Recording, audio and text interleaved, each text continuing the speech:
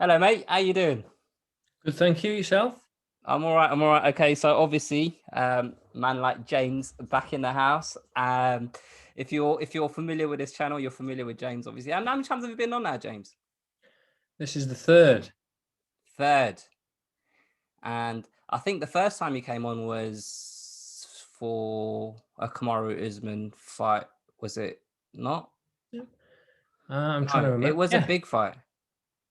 it was. I think it was the Poirier and McGregor was definitely one of them, but I'm not sure whether that was the first or the second time Hmm. I Okay, was so I on. might be just completely wrong about that. All right, so before we start talking about fights, let me ask you about this. Have you been hearing about this European Super League stuff going on in football? Yeah, I saw it on the BBC Sport website a little bit, but I'm kind of losing touch with football as fight sports takes a precedence over everything else in my life. But I've seen a little bit about it. It's causing a bit of a stink, isn't it? Yeah, man, it is honestly, and you probably know that I support Arsenal, and we're part of this breakaway concept league that's being bandied about, and it's funny because we're fucking shit. And we don't deserve to be part of an elite group of teams and that, and on merit anyway. And it's just yeah, it's disgusting, to be honest. It's just a way for rich owners to get richer. And yeah, I thought, because obviously you being from around that Merseyside area, Liverpool are part of it, and I've been looking and seeing online Liverpool fans aren't reacting very well to it. But you're not you're Dutch now, basically, so you're Ajax. No, not at all. Not no. I'm Evertonian Yeah. by heritage, but I'm not certainly not as passionate as I used to be. It's more of a passing interest rather than a passionate one. All right, so let's talk about what we're here to talk about then, shall we? So, all right, here's the first thing that I wanted to talk about and I wanted to discuss, right? This card on paper, UFC 261, a triple title header, is stacked. Like, Mm. even the two cards on the two fights on the main card that aren't title fights, they're good fights, right? But to me, it feels like nobody really cares. Like, I'm not hearing or feeling, I'm not personally feeling the buzz for this card, and I'm not really seeing it online as such. Are you the same or no? Definitely, I think some of that's to do with the fact that it's a rematch for, well, the headliner is a rematch that no one was particularly calling for other than the two participants. Mm. Um, and maybe it's just by virtue of the fact that they've been having cards every week, and it does get to a point where it's another card, even though it's a pay-per-view and it's a really, really good one on paper. Mm. I don't Fatigue, even UFC fatigue. a bit, but also I don't even know if I've seen a promo for the card. Like, when they usually put these trailers on with music, cool music in the background, and show highlights of all of the fighters knocking previous opponents out or getting submission and stuff. I don't even know if I've seen one of them. And I'm always online. I've got nothing better to do. Well, maybe do you think that's kind of an indicator as to how the UFC sees the people on the card? They don't see them as their priority to be publicized stars. And that's why they're also stacking the card, because for example, if it was, I don't know, DC against Stipe, I think that was pretty much the only fight on the card of any real consequence, wasn't it? Yeah, yeah. Whereas with this, maybe they're acknowledging that they don't think there's great star value on the card, and therefore they have to stack it to get the interest. I get what you're saying, but with like, say you've got three title fights on a card, right? So you'd assume, being a champion, it means in your contract you're entitled to a different sort of purse in Mm. comparison to the DC Stipe card, where they had one title fight, and then the rest of the card wasn't made up of huge, massive names, right? So what I suppose I'm saying is they're investing quite heavily in this card, with there being three title fights, and also added to that, and it's the first live event that they're having with a packed house, because Mm. obviously in Fight Island they did have some events with a handful of fans in attendance. So you've got, like, a massive card. You've gone all excited and gone all out and had we're back in, I think it's in Florida or wherever it is, Yeah. where they're having the event, a full house of fans and stuff. It's a big deal, isn't it? Because, like, Dana was adamant when the pandemic kicked in last year that we're going to be the first ones to have a full house of fans in attendance, and this is it, right? This is this Saturday, and it doesn't feel like it feels like there's so many different elements to it that should make it a big momentous occasion, but it just feels like another fight night. Yeah, it's not being promoted as such. That is strange. Mm, I mean, it's strange motivation in general to want to be the first back anyway, yeah, isn't it? Surely yeah. anyway, that's a can of worms, probably. Yeah. All right, look. Okay, so with that being said, Kamaru Usman against Jorge Masvidal, and you touched on it a little bit, and I feel the same as you, to be honest with you, mate. Like it's a fight that I didn't necessarily need to see again, right? At this stage, anyway, especially because Masvidal hasn't fought since his defeat to Kamaru Usman last summer. So, tell me, what are your thoughts on the fight? Not necessarily just your prediction, but kind of what are your feelings going into the fight, if that makes sense. Yeah, that there's a sense of dread that it is just going to be a repeat of the last one, which was a bit of a bore fest, wasn't it? I mean, Mm, no one can blame Kamaru Usman for choosing the path of least resistance, which is to wrestle and get Masvidal up against the cage. But it's not exactly a spectator's dream, is it? mm, So I do suspect that it would be a similar kind of affair. But I was also thinking that given the last fight that Usman had against Burns, there was some chinks in the armor there being shown, weren't there? I think by Burns in that first round where he, knocked him to the ground, shook him up a few times, and he really had to battle back. Usman did from adversity to win that fight. So, and that was in the stand-up, and that was in the first handful of seconds of the round. So maybe there's some opportunities for Masvidal, who does hit quite powerfully and has made a case for, he wants to finish fights and not be in decision fights anymore. So I don't know, what do you think? How do you see the fight going?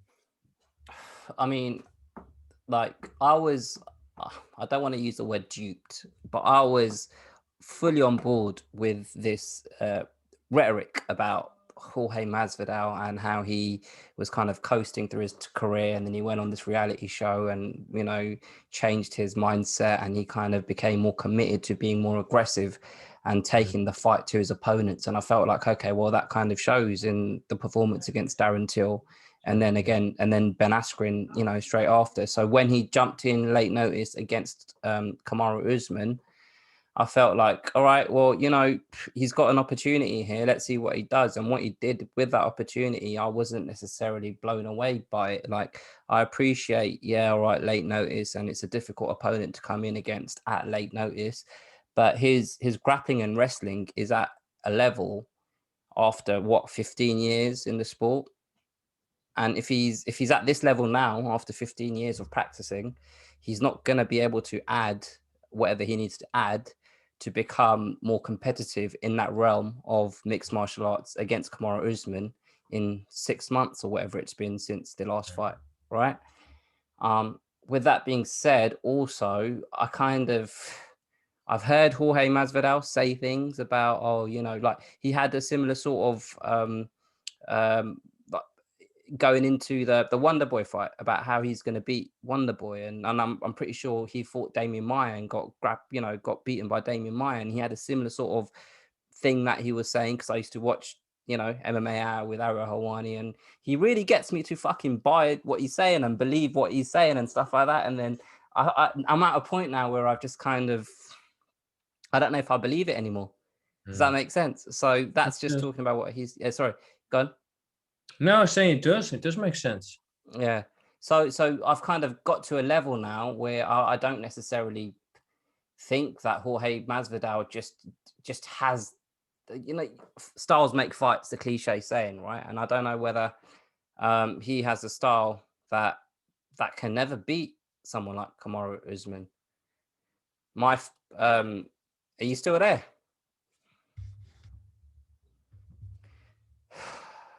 What a joke. Mate, are you still there? I am still here. But you It's just still froze there recording. for a second. Yeah, well, my webcam's disconnected as well. But I've just it's still recording, so let's keep going. So sorry, yeah. Where did you lose me? Yeah, you were saying you're not sure that you buy what Jorge is selling anymore. And yeah, as I was saying, styles make fights, and I just don't know whether he has the style to beat someone like Kamaru Usman, basically.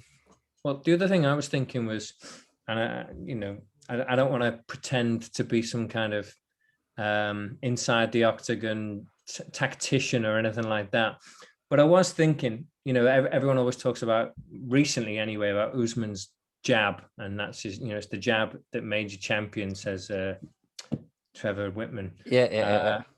But if you look at the punch that floored Usman in the Burns fight, it was an overhand right from Burns, and I suppose it is technically possible to slip the jab and do the overhand right to land on Usman, which is potentially a path for victory for Masvidal, if that doesn't sound too pretentious or technique laden. But the other thing is that one of the things that I love about Masvidal's way of fighting as well is the body kicks that he does usually. But again, against the wrestler, that's just a recipe to be taken down, isn't it? So it's I think, I don't even think it's being taken in or not being taken in anymore by the promotion that Masvidal's trying to sell you. It's just more like you say, it's styles make fights, and I don't think his style is a very, very good one for an exceptional wrestler who's getting better and better in stand-up every single fight. And just going back to Jorge Masvidal, and the fact that he's jumped right back into a title fight against Kamaru Usman, and he can't be stupid. He must know that stylistically this is a very, very, very difficult task for him, because skills like you just mentioned, kicks to the body and things of that nature, those kind of techniques are things that he can't necessarily use to a great extent, like in a fight like this. So the thought process of jumping straight back into this fight, like what does that say to you about him in terms of where he is in his career? Do you think it's just he is just genuinely like he's just got the self-belief that he can beat Kamaru Usman, and we're being a little bit cynical about his skills and not putting enough stock in the fact that he didn't have a lot of time to prepare for this match, and he spent that last week just cutting weight, and all of that kind of the side story that was going on during the first fight. Like, because I'm finding it difficult to work out. I don't know whether it's just a money grab or whether he actually does think that, I've got the beating of Kamaru Usman. Does that make sense? Yeah, it does. I don't think it has to be one or the other. It can be several things, can't it? It can be all of these things together. It can be, does he think he has more than a puncher's chance of beating Kamaru Usman, even though the skill set seems to be against him? I think he probably believes that. And he'd be right to, because the margins for error with the tiny gloves that they wear are so small. Going back to the Burns fight again, if Burns hadn't fallen over and given Usman 2 minutes to kick him from the standing position, that could have been a very, very different fight. So everyone's got the chance to beat the other one in UFC at the highest level. So I think he believes he can do it. I also think it's a cash grab. He probably knows that everyone has a limited time at the top when your stock is its highest, and he's looking at it. Usman called him out after his last fight as well. And I think, lastly, if he gets decisioned again, if he goes through 5 rounds of a bore fest, it's like every stand-up fighter's built-in excuses to say, well, I came here to bang, or whatever they say. They always say, well, I came here to fight and he came to hug me and all this. So there's probably a belief promotionally that, or for his own stock, that if he gets decisioned but it's a bore fest, he's got someone to blame. Last time it was 6 days notice or whatever it was. Now it's, well, I came to fight and he just wanted to hug me. So Usman's stock, it doesn't rise, whereas his probably stays the same. Yeah, no, I agree with exactly everything you've said there, but, and also I'd just like to add to that, I think us as fans, we put a lot of stock in the how much damage a defeat can do to a career, because I think Jorge Masvidal has an image of himself in his own mind of where he's at in his career. And there are fights that can be made. And I made a video about this just when the Leon Edwards Nate Diaz fight got announced, because that's another fight where you think to yourself, Nate Diaz doesn't necessarily have a lot of, entries to a victory here. Like, I feel like it's heavily stacked in the favor of Leon Edwards, that just the matchup there. Yeah. But they're both fighting at in orbit of each other at a similar sort of time. And if they both lose, there's almost like there's an automatic matchup ready to happen there that will probably get them paid very, very handsomely. And I'm not begrudging that at all. I suppose the point I'm just trying to make is like in the lead up to a fight, we sit here saying, oh, why is he doing this? Why is he taking this fight? What's his name recently? Kevin Holland. This could be career suicide. Why is he jumping in there with Vittorio after what happened with Brunson just not so long ago? But he had 2 paydays in the space of 2 months. And he'll come back and he'll probably get a similar sort of opponent to what he would have got if he didn't take that fight against Vittori. Does that make sense? So, I mean, I don't even know what my point is there, but well, no, maybe the point is then that we've mentioned it before when I've been on the Battle Camp before about losses not being fatal to someone's career. You used I never want to let a good reference to Nate Diaz go to waste. If he lost against Leon Edwards, I wouldn't care at all, and I'd watch his next fight, just because I'm invested in the fighter. I'm invested in many fighters. So a few losses here and there don't detract from their appeal from my perspective, and I sense a lot of people probably think the same. Yeah, I feel like there's a handful of vocal people on Twitter, which doesn't really, to me personally, doesn't mean much, because I feel like those people on Twitter, nobody really, and I don't mean this in a disrespectful way, but no sporting organization takes into account what this minority on social media have to say, especially when they don't even have the actual faces as their display pictures. Do you know what I mean? They're just like faceless voices, right? But I have seen MMA hardcore fans on Twitter just talking about Nate Diaz, and his record doesn't reflect the kind of stature he has within the sport. But to those people, I feel like they miss the point of Nate Diaz. It's not just about the wins and losses, it's about the package and everything else that comes with it. All right, so this fight itself, then, go on. So I think we both kind of have already said what we think is going to happen, but give me a quick breakdown and your opinion, like your prediction of how you think it goes down on Saturday night. I think Usman wins, and I think it could be a TKO or a decision. I think just because of Usman's stand-up's been getting so much better, I can see like a situation where it's a ground and pound.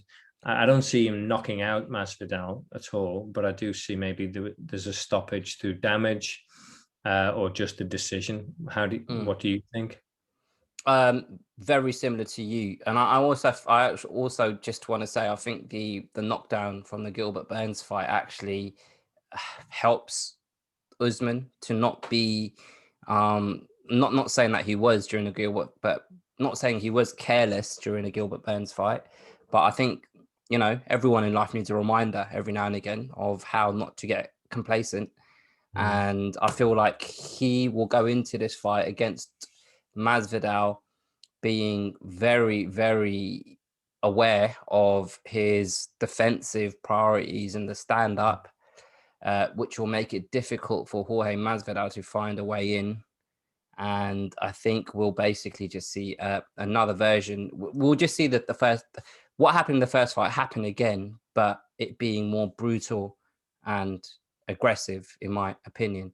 But and also, I don't know whether Jorge Masvidal necessarily has that like killer power, one-shot power. Like, he's got power to hurt Usman, but has he got the power to knock his head off and be able to follow up with a couple of ground and pound shots to finish it? Do you know what I mean? Like, I don't know whether that exists.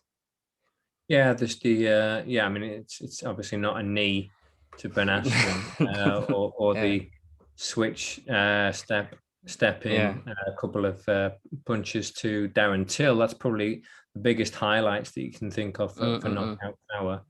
But Yeah. yeah, I don't know. I just think being more aggressive and being more assertive and trying to finish fights doesn't necessarily mean that you're going to every time, does it? Yeah, and it doesn't mean that you've got more. It doesn't mean that you possess more power. And I think that, and correct me if I'm wrong, the Darren Till knockout was while Darren Till was coming in to throw. I can't remember it off the top of my head. It wasn't like he was there with his guard up and Masvidal found the perfect punch around his guard. Is that correct? I can't remember how it was now, if I'm honest. It's a couple of punches that he did, but it's also, it wasn't that Darren Till's last fight at welterweight where he was Mm, literally yeah, dehydrating yeah, yeah, himself yeah, yeah, to the yeah, limit. yeah, yeah. So, Yeah, that's a your good point. brain's not particularly well Mm. hydrated at that point. Yeah, and Usman does have a good chin because we've seen it. Like he got hurt against Burns, but he recovered quickly after that Yeah. knockdown. And the Covington fight, he was buzzed a few times, and that was a grueling, difficult fight with a high volume of strikes, and he managed to, get the win. But it's weird, isn't it? Because it's a main event of a major event, and both of us are kind of sat here like we're depressed about the fight. Like it's. What would you rather? Who would you rather put Usman against? I would have liked to see. I got a bit of a soft spot for Wonder Boy. I think he's Mm. great. He's one of the nice guys of the sport, isn't he? Teaches kids karate. I mean, he's literally like a poster boy for everything that's good in the world. Yeah. So it would have been nice to have seen him get a shot, but they're looking for box office, aren't they? So I understand why he didn't. But I would have liked to have seen. I'm not sure about Edwards. I think to get a title shot after going like knuckle deep in Bilal Muhammad's eye socket maybe isn't the greatest reward. So, what about you? Who do you think there was anyone else that was an obvious contender for the title shot? No, that's I think that's half the reason why Masvidal's stepping in now. But Leon Edwards would have been my preferred choice. But I think Leon Edwards, given the choice himself, who would you rather fight? I think this Nate Diaz, he'd pick this over the title shot right now because I think he'd think if I beat Nate Diaz convincingly, that kind of guarantees a title shot straight after anyway. Do you know what I mean? Mm. So I think everybody's Perspective. happy in the and I'm a little bit concerned about Covington at the moment, just kind of sat on the sidelines, not with a fight booked and not really sure what's going on with his career now that Trump's not in power as well. So like it's just you'll have to think of a new character. Make welterweight great again. That's Colby's just get that on a red cap for himself. Yeah. But no, you mentioned that before. What an amazing fight that was between him and Usman, Colby Mm, Covington, and I thought it was an absolute cracker. mm. Neither of them daring to take each other down or attempt to because of the wrestling of the other one. But yeah, he needs an opponent big time, and again him against Wonder Boy. I'd love to see that too. Mm, mm. Wonder Boy, I like him. Don't get me wrong. I can tell he's a nice guy, right? But But if I worked with him, I feel like he'd annoy me because he's just too nice too about nice. things. Yeah, Yeah. yeah. Do you know what I mean? Where's your edge, pal? Come on, Like be it's not even an edge, but like, don't call me sir, innit? Don't call everyone sir. Oh, thank you, sir. Like, them kind of people. Like, but yeah. Well, you can't. maybe he's a southern gent. I don't know. Yeah, yeah, you can't get angry at people for being nice. That's not very nice of me, to be fair. All right, this is the fight that I'm looking forward to the most. Weili Zhang against Rose Namajunas. This is like for me, this is my main event. Like, what about you? Like, what fight on the card is the one that you're looking forward to the most? Well, it's not Shevchenko against Andrade. Although I'm a big Jimmy Crute fan, maybe no. Yeah, It's the same as you. It's Rose against Weili Zhang. So I think that's going to be that's a really intriguing matchup again, isn't it? it is. And before we talk about the fight, I'd rather be dead than red. Did you see or hear about this? Yeah, confusing. I mean, conflating Russian communism with Chinese doesn't, I mean, it's not exactly a tenuous link, don't get me wrong, but I don't know, it seemed a rather confused and stretched reasoning, to be honest. Yeah. And there's, I wondered, because Rose is so, I'd say Rose is beloved by a lot of people. A lot of people have a lot of time for her. They understand and sympathize and empathize with her struggle and how open she's been about mental health issues and things like that. But I just wonder, it's fascinating to me, because of all that sentiment and goodwill towards her, that definitely impacted on how much backlash she got for having said that. If just imagine, we mentioned it before, just imagine if that was Colby Covington, for example, who said that, there'd be absolute uproar, wouldn't there?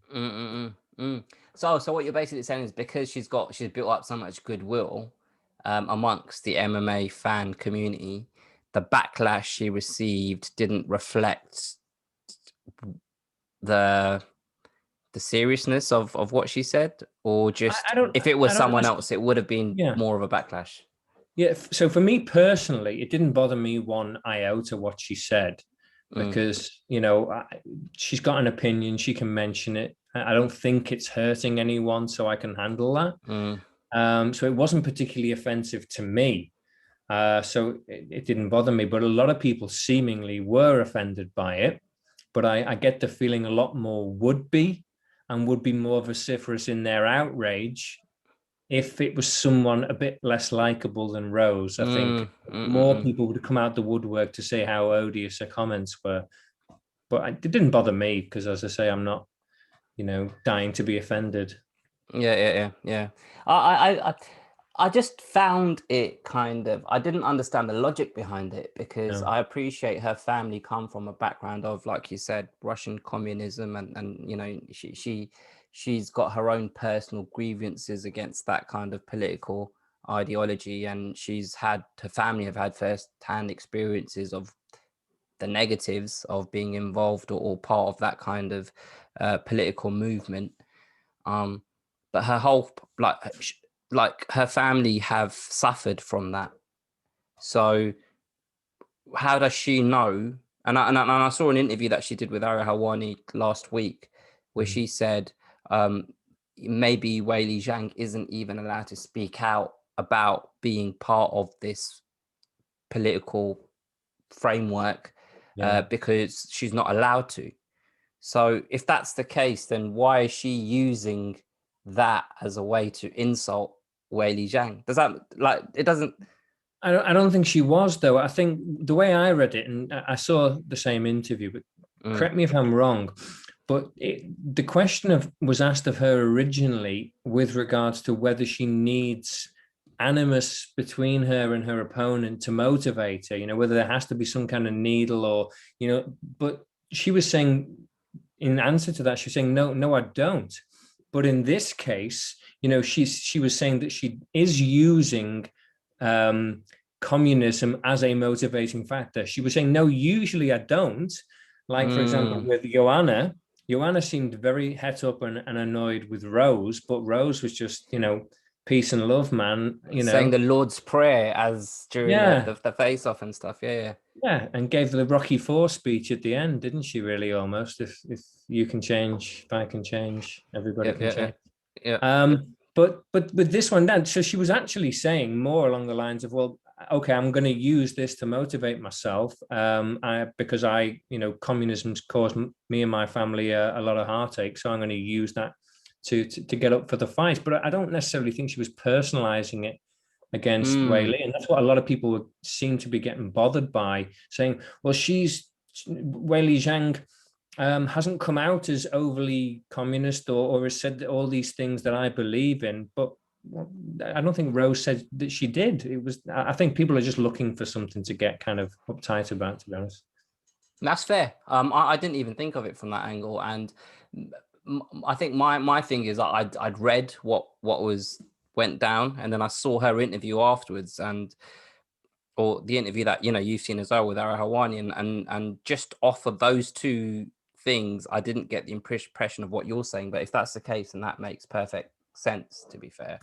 But either way, it wasn't really a massive, thing for me to get up in arms about, because it's just, I mean, it's funny, right? Because you can sit there and say deeply personal, horrible things about your opponent before a fight, and it's just the fight game. But if someone says something like what Rose said about someone's, it's not even her ethnicity as such, just the political Mm. setup of her country. Like, it's not something she, her heritage or has any control over. Like, do you understand what I'm trying to say? It's a really Well, weird it's a thing. political system. Yeah, I Mm. mean, if someone said, something against the Labour or the Conservative Party, Yeah, yeah. I wouldn't be clutching my pearls, going, "Oh, Yeah, terrible." exactly. Yeah, it's like if me having a go at whoever the French president is, if I'm fighting a Frenchman, like who, like, anyway, forget all of that shit. The fight is a good fight. I'm really Yeah, excited about the fight.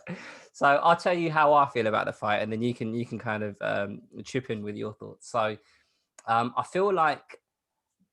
just feel like Weili Zhang is too powerful for Rose. And I feel like her work rate is something that Rose is going to struggle with. And I feel like Rose might technically be the better striker. She might have the better movement. She might be lighter on the foot. But I don't know whether Rose will have the power to hurt Weili Zhang enough to finish her early on. And we've seen Rose start to wane towards the end of fights and start to run out of gas towards the end of fights. And Weili Zhang doesn't seem to. And I just feel like she'll beat Rose. I feel like it will end with, with Zhang just taking over the fight, and it might be kind of, third, fourth round sort of thing. May if it's going to be a stoppage, but if it does go the distance, I don't feel like it's going to be one of them ones where it's close and it's like, oh, you can't really call it a robbery because it was such a close fight. Like, I feel like when the fight's said and done, we'll all sit there watching it saying, Weili Zhang won that fight. It'll be like a unanimous decision amongst us, the fans and the judges. That's how I see it. How do you see it? yeah, interesting. There's a couple of it's very tempting to look at a fight or a couple of fights and then solely base your opinion on them, isn't it? But if there's two aspects I'm thinking about. If you look at Rose's two fights against Jessica Andrade, first round, her Rose's stand up was just tremendous, picking her Mm, off at will, and her footwork was just brilliant. But that did definitely wane in the second round up until she got slammed on her head. So whether that's a tiring thing or the opponent starting to find gaps, I don't know. But it was certainly something that did not last, and mm, then obviously ended in the slam. Second fight, again, her stand up in the first couple of rounds was amazing, but she was absolutely knackered in the third. And Andrade absolutely clearly won that. And some people suggested it was even a 10-8 round, which would have mm, made it a draw. I didn't think so. I thought it was, 29-28. But still, we got this amazing stand-up and footwork, which definitely decreases over time. So you think exactly what you just said. Weili's proven her conditioning as she did against Joanna last fight out. So maybe she takes control around the third onwards. However, just to throw a little spanner in the works, do you remember Rose Joanna 2? mm, It was like a 5-round war, wasn't it? And I think it was pretty much all even at the end of the fourth. And then Rose came back to win the fifth to win the fight. So yeah, it's tempting to say because of more recent fights that it's likely that Rose will be beaten over a longer fight, and she certainly doesn't seem to have the power to knock out Weili Zhang, I'd suggest. But I don't know. It depends how she's been working on her conditioning and see if she can stay out of harm's way. But I suspect she won't, and I think, unfortunately, because I really like Rose, I think Weili's likely to win. mm. Can you still hear me, by the way? Because I'm I aware can. my screen has frozen. It's trying to catch up. All right. Anyway, so I understand what you're saying. I just feel like, and again, I might be misremembering this because I haven't seen the fight since it happened, but I feel like the style of Joanna is a style that Rose finds it easier to fight against, because Joanna is a lady who is just a pure striker at heart. You're going to get punches and kicks. It's not going to be very often you're going to be having to clinch and grapple against the fence and get involved in exchanges that sap your energy. It's kind of like an even kill fight in terms of pace and different disciplines within the sport throughout the 5 rounds. Whereas with Weili Zhang, I feel like she won't mind coming in close and trying to grab a hold of Rose. And that's what Andrade was trying to do throughout their fight. And I feel like that's where Rose's energy will start to seep out of there. Like, does that make sense? Like, I feel like she was comfortable in the style of fight that she was having with Joanna. And I'm not sure whether she'll be comfortable in the style of fight that Zhang is likely to bring and Andrade did bring. But going back to the Andrade fight, I just quickly want to say it's a 3-round fight, right? It's scheduled for 3 rounds. So if Rose wants to go full fucking throttle Charlie's Angels 2 for the first 2 rounds, and then, win the fight in the first 2 rounds, and then in the 3rd round just avoid getting knocked out or submitted, then that's her prerogative. Do you know what I mean? She would have trained differently and paced her fight differently if it was a 5-round fight. True, but dangerous tactic to take, isn't it?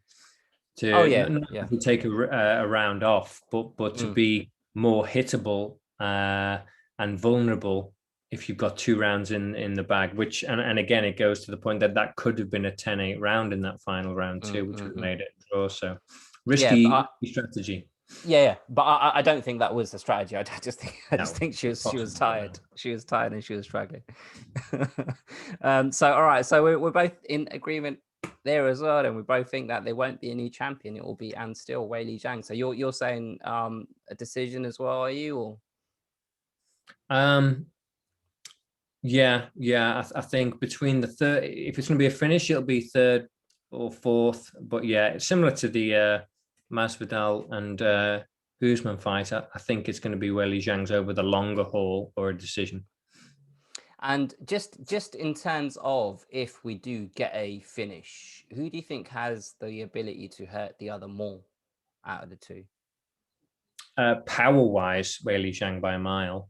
But, and I saw this in the countdown that was released the other day, I have no idea what Weili Zhang's jiu-jitsu is like. And we know Rose's is good. She's got good submissions. Yep. So if it goes to the ground, that's a possible route for Rose to have success, I think. So yeah, if there's a potential finish for Rose, it could be via a submission. I don't see Rose getting submitted. Yeah, so I actually was thinking about this as well, because I was thinking to myself, about this fight, and I thought to myself, Rose has probably got the advantage on the ground. And I had a look at Weili Zhang's record, and she's got 7 or 8 finishes via submission. But they're kind of in China, and you don't know what level of opponent she, got those wins by. And we've seen Rose do it in the UFC, and we've just seen her, on the ground display those skills, throwing her legs up and stuff like that, in different positions, in bottom position and stuff like that. So we can see that she's good at jiu-jitsu, whereas, yeah, Zhang just hasn't ever needed it just because of them fucking these fuckers here. Do you know what I mean? She just hasn't needed it. All right, so what's the next one? So you start off on this one then. Shevchenko against Jessica Andrade. Yeah, I was thinking this is maybe I'm not a purist. Maybe I'm too much of a casual. What a terrible phrase that is. That's like one of the biggest insults you can throw around these days, is to call someone a casual, isn't it? Yeah. Like calling someone a hater or bitter. That's the triumvirate of. Just stopping you here. Did you see Tony Ferguson's interview recently, where he kind of said that he came up with a term, casuals? Oh, mate. Sorry, mate. I don't know what's wrong with my network. It went again, but I was just gonna say, can you hear me, by the way? Yeah, I can hear you now. Go for it. Yeah, I was just gonna say, did you see Tony Ferguson when he was talking about how he came up with the term casual? He came up with it. Yeah, he came on Ariel Hawani this week, and he was talking about how cool he is, and the fact that he came up, or he came up with the term casuals and calling I people don't casual. believe it at all. He came up with the idea of writing every sentence with every single word beginning in Yeah, caps. He yeah, absolutely came up with that one, and yeah, no one's following because it's nonsense. But yeah. yeah, but, Right, yeah, go back strange. to, because I'm conscious of the time. We've got 5 minutes. Yeah, sure. So Shevchenko and Andrade, I think, yeah, with my cynical hat on, maybe I'm thinking the matchmakers of, yes, Andrade maybe deserves the shot, but there were other people who potentially did too.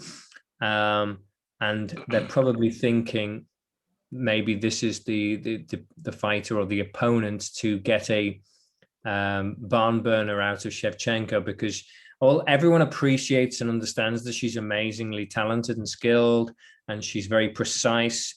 And I was trying to think of something witty to say, but in the absence of that, I thought maybe Shevchenko's like a sniper and Andrade is like a buzzsaw. So they were thinking, oh, this is matchmaking gold. This is, put these two together and it'll be amazing. But I'm not convinced. I think they're hoping that it is, but I still think that Shevchenko is going to pick her off. Again, looking at how Rose fought against Andrade and also how Weili Zhang fought against Andrade, caught her early. So I think a superior striker, which Shevchenko absolutely is highly likely to be able to pick off Andrade and not also be worried by Andrade's power or strength in the clinch. Because again, this is at 125, not at 115, which is where Andrade was last fighting. Yeah, So I think, I think Shevchenko is likely to win, is what I'm trying to say. Yeah, I have to agree with that, man. Like, I just feel like this is a fight where they're just now at a point where they're trying to get someone with a bit of name value to fight Shevchenko, because I can't off the top of my head name the last 2 or 3 women that fought Shevchenko. Like, do you know what I mean? Like, most champions, male or female within the organization, I can sit here and say, all right, well, the last fight was against him, then him, then him. Like the title fights sort of thing. I can't, man. Like, Shevchenko's in this weird position where she's just way better than everyone, and it's to her detriment in a little bit, because it's just like, well, it doesn't generate a buzz or any interest, because it just feels like, oh, she's going to win again. Andrade does have, skills, and she's a very good, very capable fighter, but her going up to 125 pounds, and like, you'd think that it would be in her best interest to try and get to the ground as soon as possible. But what's she gonna do once she gets to the ground against Shevchenko? Like, do you know what I mean? Like, Shevchenko's an all-round mixed martial artist. It's not like she's one of these throwback fighters that's really good on the feet, but if you get her to the ground, she's like a fish out of water. So Shevchenko, man, I feel like Shevchenko's going to put on another clinic, and I feel like she'll actually get the finish during this fight, and then she'll hurt Andrade, and she'll just do what she wants on the feet. I'll be very surprised if this is a close fight. I'd be very surprised if Andrade has any success. Not that she's not good enough, but I just feel like, you how to say a good big guy beats a good small guy. This is it. Do you know what I mean? Yeah. This is it. So I think the other thing is, it's possible, isn't it, when someone's dominant to still be box office, like Mike Tyson smashing people, knocking them out in the first round or whatever. But that's not how she's doing it. She is being dominant, but she's doing it not necessarily in a fan-friendly way to the masses. To the people who really know technique, they look at Shevchenko and think, wow, how impressive. But that's not the main populace, is it? That's not what's going to break through to the mainstream. And she's too precise and too skilled in that regard, I think. Exactly. It's just like if John Jones's career as a light heavyweight was inverted, and you change, you swap, you flip the order of all of his fights. His last 3 or 4 fights have been, decision victories, if you put those at the front, we wouldn't be sat here kind of at that point after 3 or 4 fights of him being champion. You wouldn't be sat there thinking, oh, I've got to watch him fight because this guy's crazy. Do you know what I mean? And that's kind of like, you can appreciate the technique. Technique is one thing, but you need, it's a show business at the end of the day. You need the excitement. Do you know what I mean? And Nunes, like, fair enough, she had opponents with a name that she beat to win the title, and then, you know, Ronda Rousey and stuff like that. But she was knocking these bitches out. Do you know what I mean? Like, she was like putting her hurt on people, and Shevchenko's doing it, but in a different way. And I just don't know how good these women are at 125 pounds compared to Shevchenko. Like, it's weird, man, because women's MMA, like, apart from the 115-pound division, that is one of my favorite divisions in the sport. The rest of like 125, 135, they're like, it's like the men's MMA 15 years ago, 10 years ago, where people had their strengths and weaknesses. Whereas at 115, it just feels like they're just all amazing all-round martial artists. Do you know what I mean? Well, on top of that, yeah, I've never understood why. If you're looking at, everyone says, don't they, that 155, 170 in men's is where you're going to get the most competition, because these are the people who didn't have the body shapes, types to play American football or other big sports. So that you got the biggest amount of people to choose from. And by that rationale, why on earth are the UFC, you know, continuing with the 145 division when that is, you know, a very, very small amount of the female population that would fit in that, which means effectively 155 plus and you cut down to 145. When there's clearly, via Invicta and other organizations globally, there should be an atom weight of 105. There's loads of people. That's where Michelle Waterson used to fight. Loads of people. You could fill a division of 105 atom weight overnight, and you wouldn't need some terrible what's that show called where they're on a house? I forgot what it's called. Big Brother. No, yeah, but for UFC, I've had a mental. Oh, The Ultimate Fighter. Yeah, tough indeed. So you wouldn't even need that to set it up. You could just literally invite a load of people. That's So and 125 is the same kind of thing in the sense that it's an unsettled division. It's only been open for a year or two, and I think all of these divisions take time to settle and for people to catch up to a clear leader, like your Ronda Rousey, who got found out eventually. And maybe Shevchenko will, maybe she won't, but there's certainly not the caliber of competition at the moment in her weight class.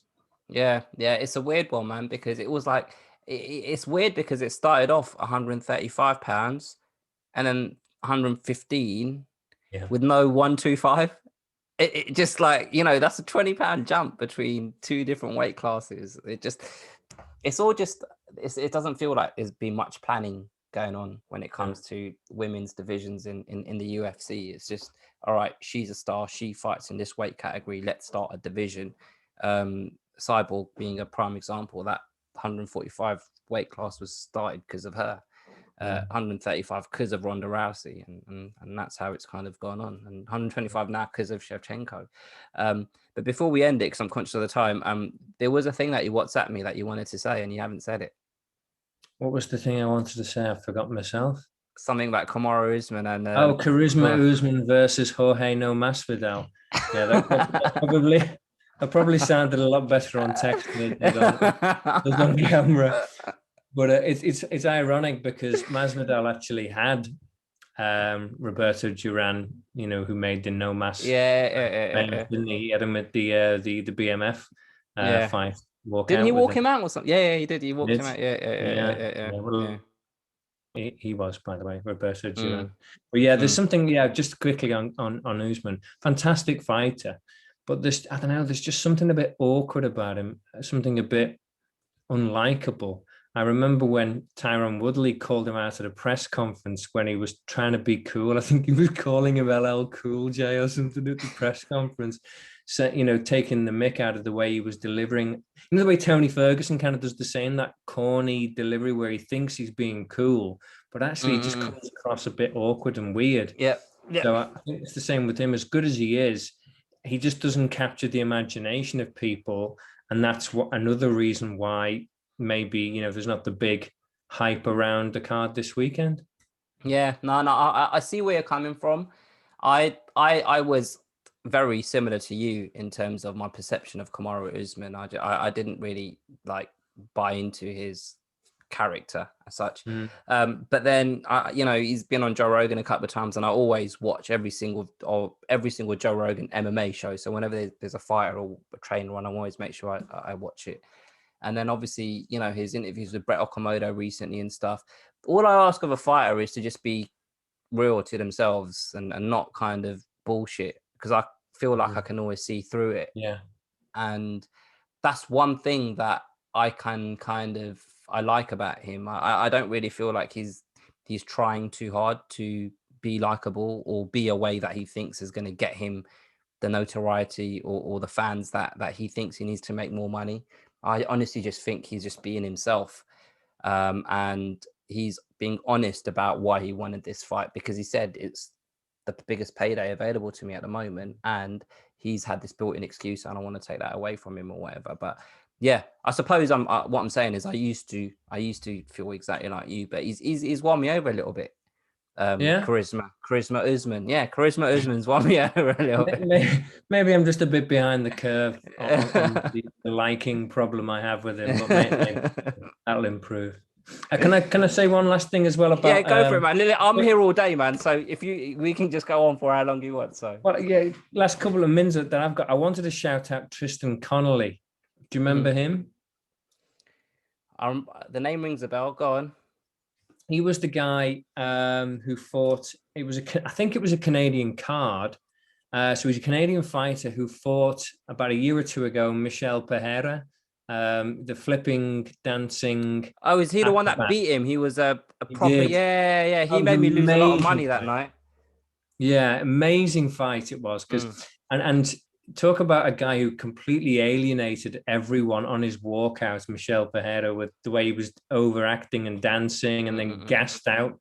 And Tristan Connolly he's fighting at featherweight 145 this weekend, and he was fighting against Pereira, who at 170, who is an enormous welterweight as well, and just basically covered up, let him gas, and then just beat him over the 3 rounds. And apparently he had loads of neck problems as well. He had a surgery on his neck. He had really bad neck problems, but this is his first fight back. So I've got a bit of a soft spot for him, and I hope he does well. That's why I love having you on it, because you say stuff like that. I didn't even ring the bell, and he hasn't even got a Wikipedia page, so someone needs to start that up. It's not going to be me. Right. Cool. All right. So do you have more time, or do you have to shoot? I've got a few more minutes if you want anything that you wanted to mention. No, I don't really have anything particular to say about the undercard, apart from the fact that, blimey, like obviously the actual main card is very, very good, very, very stacked. But the prelims are a little bit, leaves a lot to be decided. But at the same time, you can't be too picky. Uriah Hall against Chris Weidman. That's a fight. So when you talk about someone that you struggle to, like Usman, you struggle to find him likable. Uriah Hall is that guy for me personally. I got nothing against him. I feel like he's a nice guy, but I feel like he shoots himself in the foot on a regular basis when he opens his mouth.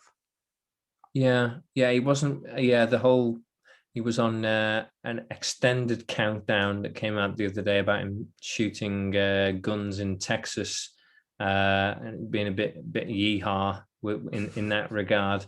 And then he's open with his challenges of positivity and the mental aspect of the game. So that's quite interesting. But yeah, he's I'm reminded of an amazing line from A Bronx Tale. Have you seen that film with Robert De Niro and Chaz Palminteri? And what does Robert De Niro say to his son? The best line of that film. Do you know which line I'm going for? No, I saw it. The last time I saw it was probably about 5 years ago. So God. The greatest sin in life is wasted talent. Yeah. Well, yeah. Wasted talent. Yeah, wait, I mean, it's our perception, right? Like, we saw someone that had such good, clean striking, physical attributes. Like, you thought, fucking hell, this guy's gonna be something. He's gonna like put him straight in against a contender. Like, you don't need to do this tough enough stuff. And not tough enough. That's the wrestling version. The Ultimate Fighter stuff. You don't need to do. You don't need to do all of this stuff. And then he went and lost to Kelvin Gas. Do you remember he lost to Kelvin Gastelum in that? Yeah.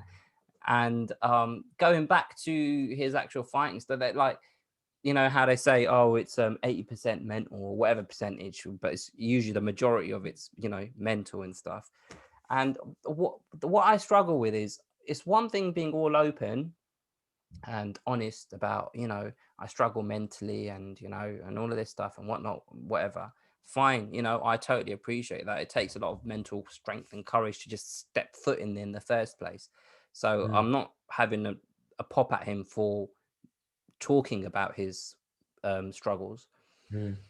but I feel like it's all right. Don't go into the fight telling us, right, okay, now you know what, I've started this new training camp. I've gone down south to Texas to this new camp, and they've really helped me immensely mentally. And you're going to see 2.0 and this, that, and the other. And then he goes in against Anderson Silva and gives us that performance that he gave. And it's like, well, this is the same. You're the same fighter. Nothing's really changed. Yeah, but I don't think I don't think Luke Thomas has said this on many occasions. I don't think that the fighters are doing that for our benefit whatsoever. They're Mm. actually telling themselves it. They're actually Mm-mm-mm-mm. trying to convince themselves that they are 2.0, and we're the ones reading the comments, but it's not for our benefit at all. I Just appreciate trying that going into to. the fight, but straight after the fight, he was there talking about how he deserved a title shot and stuff like that. Well, that's And just a shocking lack of self-awareness, isn't it? yeah, yeah, it is. It is. It is. And look, man, and if he's not going to call for a title shot, no one's going to give him one. Do you know what I mean? But it's just, I just can't. I can't put everything in an order in my head when it comes to those sort of things, and that's why I just check out. I just think, oh mate, I can't get with that. So yeah, that fight, what do you reckon? Who do you think wins? Because it's I they're think both Hall at a wins. crossroads. Yeah, after all that, giving him a load of grief, I think Hall wins. I Oh think, really? yeah, I think unfortunately, Weidman looked terrible in a really. It just looked really. It looked regional level against. Was it Akhmedov or someone? He Yeah, had like a yeah. decision win. It Mm. just looked. It looked. For one so who has been so high, it looked quite amateurish. And I think he's got a great history and a great pedigree of what he's done, but there's a severely suspect chin, and Uriah Hall hits hard. So I don't That's if he think froze, though, isn't it? That's if he actually froze. that's true. That's true. That's true. If it's 3.0, maybe it will. Well, I actually have to disagree with you on this one. I reckon Weidman will quite easily close the distance, take I him hope he down, does. and just basically not lie on top of him, but he will just have his way on the ground for 3 rounds, because Uriah Hall's, that's one thing, he struggles to get up off his back once he's been taken down. So Mm. that's how I see it going. But it's intriguing. I mean, the fight itself, I don't really feel like it's going to be, major fireworks, or we're not going to see amazing examples of technique, but just what is around it in terms of, going into the fight, I find it quite intriguing with the Yeah. two fighters involved. Right, look, listen, man. I know you've got to go, and I've held you longer than you agreed to join me for. So thank you so much for your time. But before you go, I No, just thank quickly want you. to say thank you for joining me, and James. I'm going to continue to make other content throughout the week about the fights that are going to be happening this Saturday night. So please do like the video, share it with a friend, subscribe to the channel if you haven't already. You can also catch all of this content in audio format in your favorite podcast platform. Thank you for watching. Thank you for joining me, James. My pleasure. Speak soon. Cheers. See you later. Cheers, guys. Bye.